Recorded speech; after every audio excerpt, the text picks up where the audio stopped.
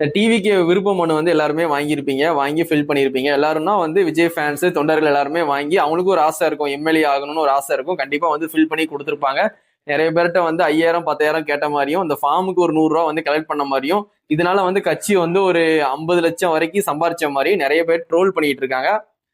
அவங்க ஆல்ரெடி வந்து ஆள்லாம் முடிவு பண்ணிட்டாங்க எம்எல்ஏ கேண்டிடேட், இது சும்மா வந்து ஒரு பேருக்கு தான் வந்து கொடுக்குறாங்க, இதையும் வந்து அடிச்சு பிடிச்சி வந்து டிவிக்கு தொண்டர்கள் ஃபேன்ஸ் எல்லாம் வாங்கிட்டு போறாங்க காசு கொடுத்து, இப்படிலாம் ஏமாறுறாங்களே அப்படின்னு சொல்லிட்டு எதிர்கட்சிக்காரங்களாம் ஒரு விமர்சனம் வைக்கிறாங்க. இது எப்படின்னா எம்எல்ஏ கேண்டிடேட் வந்து அறிவிப்பாங்க பாத்தீங்களா, அப்பதான் வந்து தெரியும் என்ன நடந்திருக்குன்ட்டு. ஃபார்ம் வந்து அங்க பனையூர் ஆபீஸ்ல போய் வாங்குற அன்னைக்கு அந்த ஏரியால வந்து இருக்கிற மக்கள்லாம் வந்து கம்ப்ளைண்ட் மாதிரி வச்சாங்க, எங்களால வெளியே போக முடியல, ஒரே க்ரௌடா இருக்கு, ஒரே டிஸ்டர்பன்ஸா இருக்கு அப்படின்ட்டு. அதனாலதான் இந்த ஃபார்மை வந்து ஆன்லைன்ல கொண்டு வந்தாங்க. எல்லாருமே ஈஸியா ஆன்லைன்ல வந்து டவுன்லோட் பண்ணி அவங்க ஃபில் பண்ணி கொடுக்குற மாதிரி அந்த மாதிரி பண்ணியிருக்காங்க. இந்த ஃபார்ம் வந்து வாங்கி ஃபில் பண்ணி கொடுங்க சரிங்களா.